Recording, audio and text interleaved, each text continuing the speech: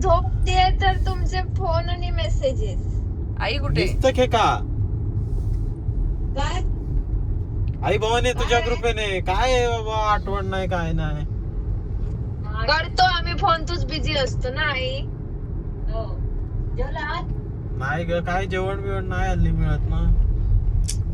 बिचारा असं ना की काय म्हणते नाही. अच्छा, 16 नक्कीच फेब्रुवारी आहे. पासून बिचारा 16 फेब्रुवारी पासून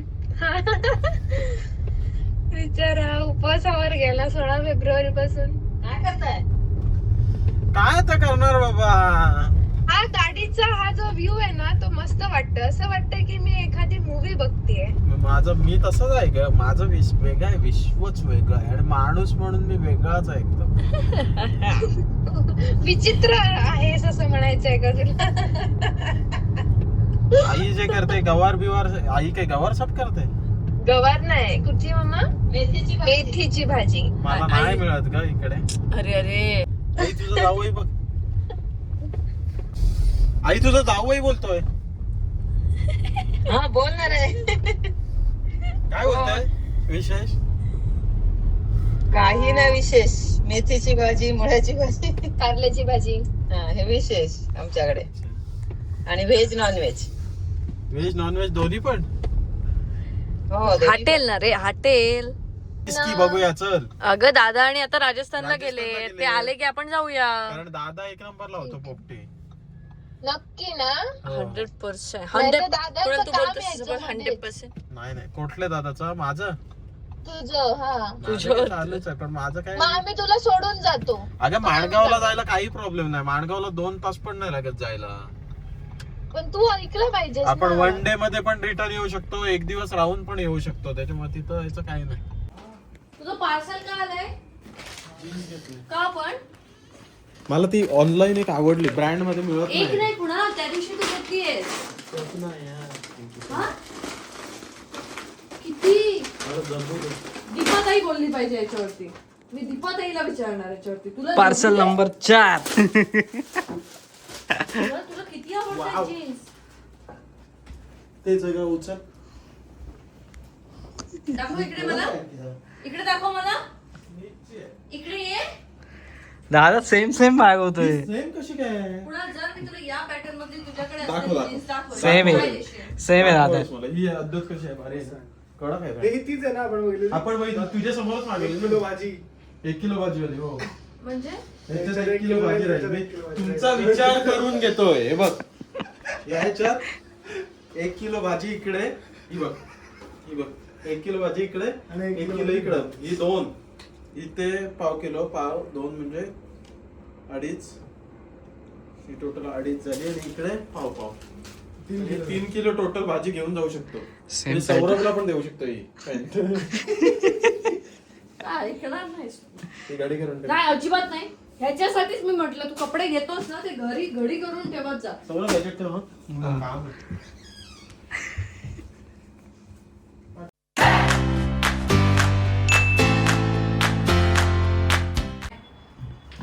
ताई जाऊ नको. ताई थांब.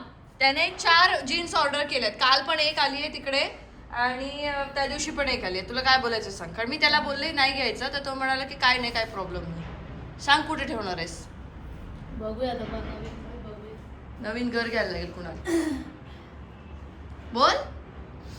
मला वाटलं तर फेकायच्या भेटते पण मी बाहेरच ठेवल्या. फेकण्यासारख्याच तू विकत घेतो. फेकण्यासारख्याच त्या बाहेर 2 ठेवल्यात त्या. फेकण्यासारख्याच घेतोस तू. ते दिसायला फेकण्यासारख्याच असतात कुणाल. कोणाचे? काय म्हणालीस का की तू ताई? तू फाटल्या तुटल्या फाटल्या तुटलेल्या पुन्हा काय तुझीच आहे. महाग असतात.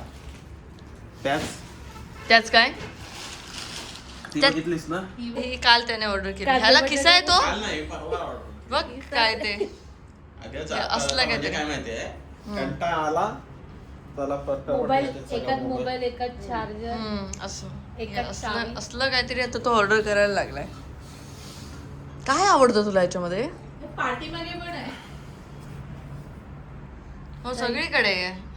कोथिंबीर आणणार एकीकडे, तो सगळं बाजार करायला जाणार. मला ज्या पद्धतीने तुम्ही वागवता त्या पद्धतीने मी कपडे घेतोय आता.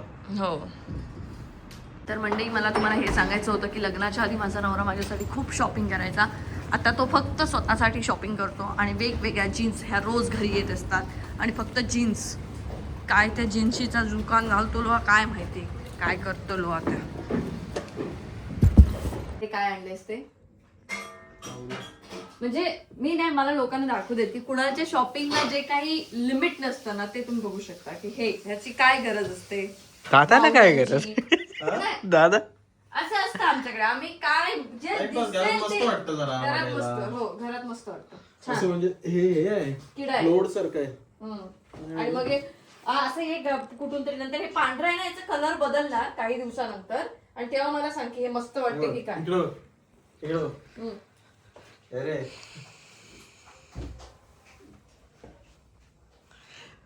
पण आता याचा एक फायदा झालाय ताई. काय राजू आले की मारायला दादाला.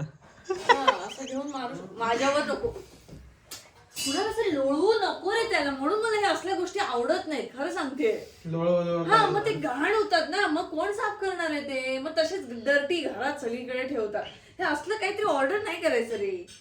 व्हाईट कलर आहे एकदम. असलं मस्त वाटतंय बघ. दिसायला तर सुंदर आता दिसतोय थोड्या दिवसांनी त्याचं सांगा मला. मस्त आहे तो. तुला पैशाची काय माती. दिवसभर केलास काय कोण तू? मी काय नाही मी टाइमपास माझ्याकडे कुठे काय काम आहे. मस्त झोप झाली दादा. दुपारी झोपले आलेस जिम वरून आलीस जेवलीस आणि तिकडे गेलीस झोपलीस मस्त दुपारी. म्हणजे जरा- आम्ही मस्त तिथे दुपारी म्हणजे मी असं किती वेळ झोपले जरा सांग. तासभर तरी झोपलीस. कुणाल माझं मी आम्हाला एकतर मी झोप फोन मध्ये नाही होते काय माझं काम नाही करत होते. रात्रीची झोप नाही दिवसाची झोप नाही. चल बोल करू नको जा आता काम कर. चल आपली आपण एडिटर रूम दाखवूया आपली आमची एडिटर रूम बघा आता. अजून काही झालं नाहीये पण अरे अजून काहीच नाही झालं अजून व्हायचंय काम व्हायचंय. ही आमची एडिटर रूम आहे. तर आता आम्ही हळूहळू कुणालचं हे जे काही काय म्हणतात कुणाल तुझं काय आहे?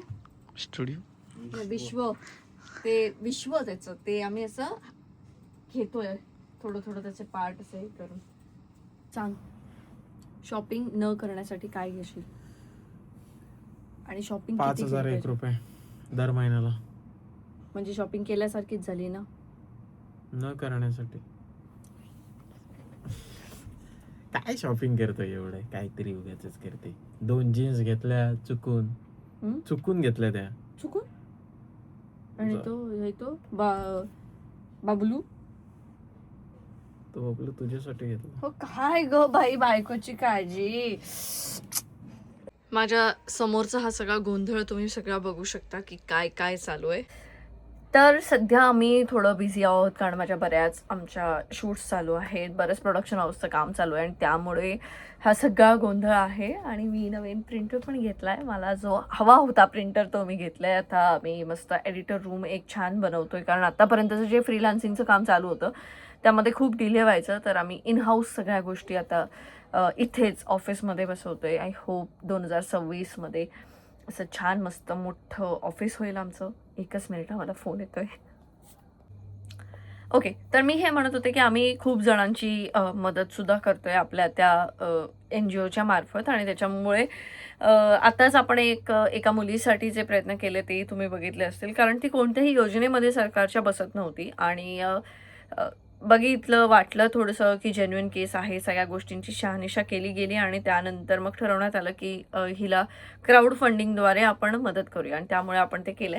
सो त्याबद्दल आपण नेहमीच इंस्टाग्रामवरती ॲक्टिव्ह राहू कारण तिथे सगळे अपडेट्स देणं खूप सोपं होतं इथे देत राहण्यापेक्षा. आणि बाकी ठिकाणी आपण बऱ्यापैकी कार्यरत आहोत सध्या. हळूहळू आपल्याकडचे स्वयंसेवक वाढत आहेत सगळ्या गोष्टी वाढतात पण सगळ्यांना सगळं सांगायला खूप कठीण होतं आहे कारण स्वयंसेवक म्हणून येतात आणि म्हणतात की आम्हाला पगार द्या. मग आम्ही त्यांना सांगतो की इथे आम्ही स्वतः आमचं हे असून आम्ही पगार घेत नाही आहोत त्यातून. आम्ही सध्या काम करतोय किंवा आम्ही लोकांपर्यंत पोहोचण्याचा प्रयत्न करतोय. खूप साऱ्या योजना असतात.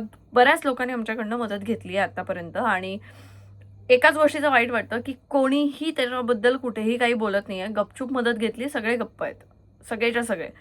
मी हे नाही म्हणत आहे की आम्ही मदत केली आहे म्हणा. मी हे म्हणते की तुमचा अनुभव जर तुम्ही दुसऱ्यांना सांगितला ना तर बाकीचे लोक जे गरजू आहेत ना ते आमच्यापर्यंत पोहोचतील. CM रिलीफ फंडमधनं आम्ही बऱ्याच जणांना पैसे मिळवून दिले. बऱ्याच जणांनी ते घेतल्यानंतर आमच्या मेसेजेसना रिप्लाय देणं बंद त्याच्यानंतर मग फोन उचलणं बंद कारण आपलं काम झालं आहे. पण एक लक्षात ठेवा की जेवढे हे काही आजार आहेत हे सगळे असे आजार आहेत की ते परत येणारे आहेत. आणि अशा वेळेला तुम्ही आत्ता छोट्या अमाऊंटसाठी जेव्हा त्या घेऊन आम्हाला रिप्लाय करत नाही आहात, तर देव न करो की पुढे जाऊन तुम्हाला परत जर काही गरज लागली तर आमच्या फाउंडेशनमधला कोणताही टीम मेंबर तुमच्यासाठी तेव्हा उभा नसेल. त्याच्यामुळे या गोष्टीची जाणीव असू द्या. कोणी आपल्यासाठी काय करतं ना, त्याची कधीही जाणीव असावी प्रत्येकाला, की आपण अगदीच त्याच्यासाठी त्याच्या पायाकडे गेलं पाहिजे असं मी म्हणत नाहीये, पण कोणी तुमच्यासाठी थोडंफार काहीतरी करतंय, कोणी तुम्हाला काही मिळवून दिलंय किंवा कोणी तुमच्यासाठी काही केलंय, तर त्या गोष्टीची जाण ठेवून त्या व्यक्तीसाठी किंवा त्या संस्थेसाठी किंवा त्या लोकांसाठी तुम्ही उभं राहिलं पाहिजे. पण ते नाही होतंय. पण हे एक्सपिरियन्स सुद्धा आमच्यासाठी खूप गरजेचे आहेत. याने आम्ही सुद्धा खूप स्ट्रॉंग होऊ. यामध्ये ना आमच्याकडे बरेच फ्रॉड लोक सुद्धा आले, म्हणजे ज्यांनी आम्हाला उगीच फॉर्म भरून वगैरे सगळं पाठवला. त्यानंतर आम्ही जेव्हा चेक केलं तेव्हा आम्हाला कळलं की हे सगळं फ्रॉड आहे, यांना काही पैशांची गरज नाही आहे. त्याच्यामध्ये जेव्हा आम्ही तुम्हाला सांगितलं की डॉक्टरचं नाव लिहा किंवा त्या हॉस्पिटलचं नाव लिहा, आमची एक टीम आहे जी या सगळ्या गोष्टींवरती चर्चा करते.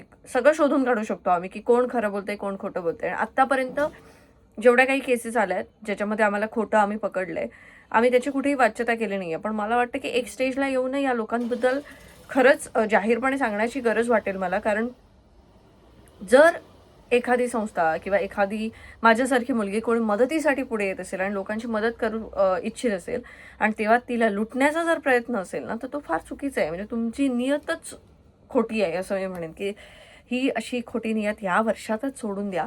पुढचं वर्ष ह्या अशा नियतीसोबत चालू करू नका, कारण ते फार वाईट असतं. आम्ही बऱ्याच जणांना असं पकडलंय आणि बरेच जण असेही मिळालेत की मी आधीच सांगितलंय की मी गरीब नसतील तरी गरजू असतील अशा लोकांची आम्ही मदत करतोय. तर काही जणांचं असं आहे की आम्हाला मदत हवी आहे आणि आम्हाला ती आम्ही सांगू त्याच हॉस्पिटलमध्ये हवी आहे. तर हे सुद्धा खूप हट्ट लोकांचे झेलणं आम्हाला कठीण जातं, की आम्हाला त्यांना समजावं लागतं की हे असं शक्य नाही आहे की तुम्हाला ज्या हॉस्पिटलला हवी आहे त्या हॉस्पिटलचं आम्ही सगळा खर्च करू. आम्ही तुम्हाला सजेस्ट करू शकतो तुमच्या जवळचे 4 हॉस्पिटल किंवा तुम्ही ज्या हॉस्पिटलमध्ये आहात तिथे खर्च आम्ही कितपर्यंत करू शकतो तो आम्ही सांगू शकतो की होऊ शकतं की नाही. कारण काही वेळेला तुम्हाला माहीत नसतं, पण काही हॉस्पिटल्स हे गव्हर्नमेंटच्या योजनेमध्ये ब्लॅकलिस्ट झालेले असतात.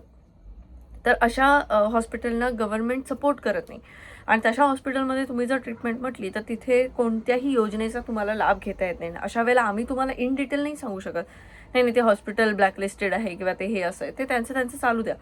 आम्ही तुम्हाला हे सांगू शकतो की आम्ही मदत नाही करू शकत किंवा आम्ही या हॉस्पिटलला तुम्ही जात असाल तर आम्ही मदत करू शकतो. कारण मी सुरुवातीला जेव्हा मुंबईत आले, मी स्वतः KM हॉस्पिटलमध्ये गेले होते. मी स्वतः हे सगळ्या हॉस्पिटल्सना खूप जवळून बघितले आणि तेव्हा मी विचार केला की मला कधी माझ्या जवळच्या व्यक्तींना अशा गर्दीच्या ठिकाणी किंवा अशा ठिकाणी नाही आणायला लागलं पाहिजे. यासाठी मी स्वतःमध्ये काहीतरी इम्प्रूव्हमेंट केली पाहिजे, मी स्वतः जास्त कमवलं पाहिजे आणि ते मी केलं. तर तुमच्यापैकी कोणाला जर अशी एकदम लॅविश आणि अशी खूप भारी हॉस्पिटल्स पण हवी असतील, जेव्हा तुम्ही गरजू म्हणून आमच्याकडे फॉर्म भरताय तेव्हा तुम्हाला खूप लक्झरी एक्सपेक्टेड तुमच्याकडे असेल, तर ते खूप चुकीचं आहे. आणि आम्हाला ते सांगणं कठीण होतं की काय म्हणजे कसं सांगायचं समोरच्या व्यक्तीला की तुम्ही थोडं जास्तच एक्सपेक्ट करताय असं. पण ठीक आहे, टीम चांगली आहे. अशा ठिकाणी मी थोडं बॅकफूटवरतीच राहते. मी काय फार बोलायला जात नाही, कारण मी माझं बोलणं कधी कधी समोरच्याला खटकू शकतं किंवा त्याला असं वाटू शकतं की अरे यार कसं बोलतीये, सरळ सांगतेय.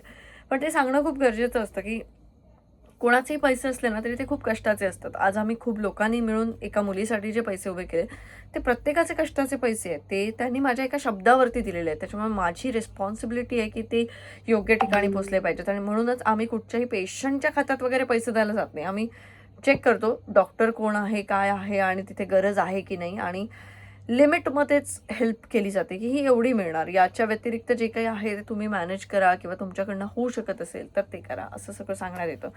कारण अगदीच कोणालाही म्हणजे अगदी मलाही कोणी आयतं दिलं ना तर मी खूप रिलॅक्स होऊन जाईन आणि मला काम करण्याची इच्छा राहणार नाही.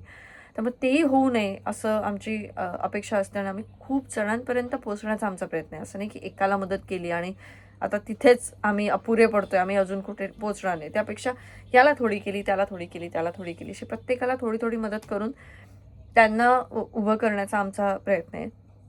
आता जे काही आम्ही टीम आमची बनवली आहे किंवा जे काही आम्ही हे केलं आहे यासाठी मी प्रत्येक वेळेला इनडायरेक्टली प्रत्येक ब्लॉगमध्ये कामासाठी सांगत होते आणि खूप आम्हाला मेसेजेस यायचे, पण त्याच्यातनं पण आम्ही खूप सिलेक्टिव्ह लोकं आमच्यासोबत घेतली आहेत जे जेन्युइन आहे, ज्यांना खरीच गरज आहे, ज्यांना आयुष्यात ग्रोथ हवी आहे, जे फक्त पैशासाठी आमच्यासोबत नाही आहेत किंवा फक्त फेमसाठी आमच्यासोबत येत नाही आहेत, असे लोक खूप सिलेक्ट केले. 2026मध्ये तुम्हाला ते कळेलच की आम्ही काय करू इच्छित होतो.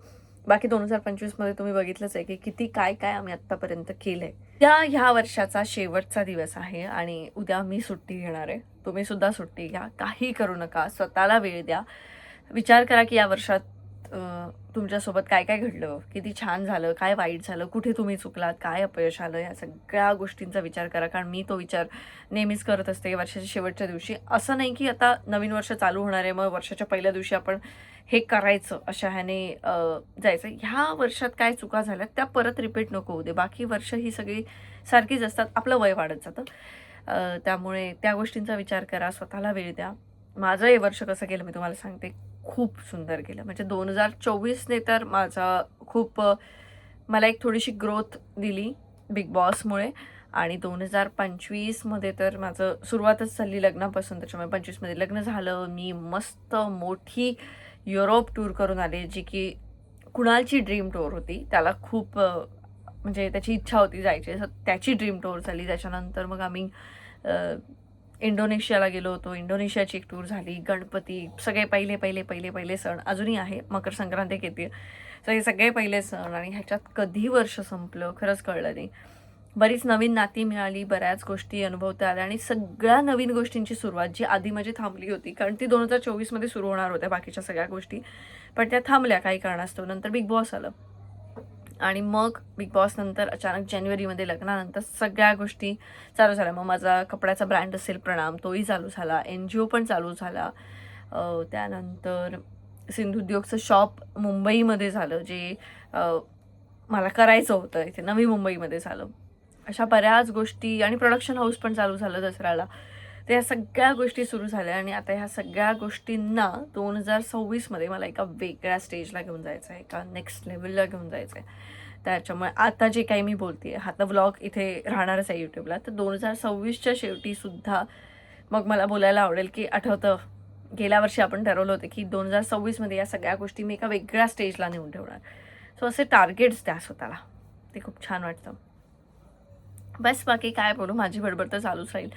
उद्या मी काही ब्लॉग शूट नाही करणार आहे अजिबात. उद्या मी आराम करणार आहे आणि परवा वर्षाच्या पहिल्या दिवशी मी नक्कीच तुम्हा सगळ्यांशी बोलणार आहे. तर वर्षाची सुरुवात खूप छान करूया सगळ्यांनी.